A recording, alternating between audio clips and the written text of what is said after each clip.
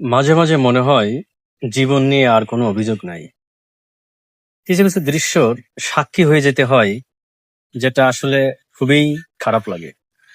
দোকানটা, এটা একটি ছোট্ট দোকান, ঠিক আছে? দেখেন, দোকানের ভিতরে বা দোকানের সামনে বসে আছে এক বৃদ্ধ কাকু। দাদু বললেই ঠিক হবে। বৃদ্ধ কাকু বসে আছে। ওই যে পুরুষ মানুষ, জীবন সংগ্রাম তো করতেই হবে। তারপর পরিবারের বোঝা, অন্যান্য সমস্যা তো থাকবেই। খুবই অল্প পরিসরে দেখেন দাদু ব্যবসা করে। সে কিন্তু নিজে চলতে পারে না। ওই যে দাদুর লাঠি দেখেন, কথাও বলতে পারে না, সম্ভবত প্যারালাইজড, আক্রান্ত হয়ে গেছে। তারপরেও কে জীবন যুদ্ধের তাগিদে তাকে কিন্তু পরিচালনা করতে হচ্ছে এই ছোট্ট দোকান।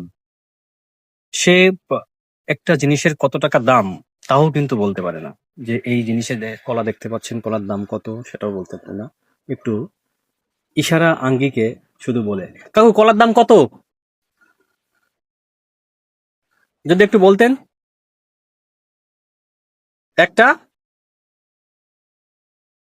ও আচ্ছা আচ্ছা, দেখেন যে সে বলতে পারে না, শুধু দেখাচ্ছে যে কলার জি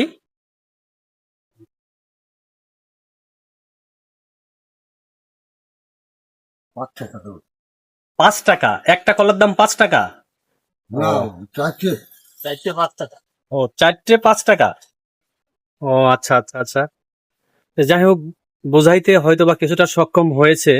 তারপরেও আরো ভালো করে শুনবো। যদি আশেপাশে আর কোনো লোক থাকতো তার নিকটতম, তাহলে তার কাছ থেকে জেনে নিতে পারতাম যে আসলে কলার দাম কত। না, তো ঠিক খুবই আছে। খুবই কষ্ট লাগে যে দেখেন যে সে একজন অসুস্থ মানুষ, তারপরেও কিন্তু তার এই ব্যবসাটা চালানো লাগতেছে। তা আপনার ছেলে নাই বাড়িতে? বাড়ি হয়ে গেছে।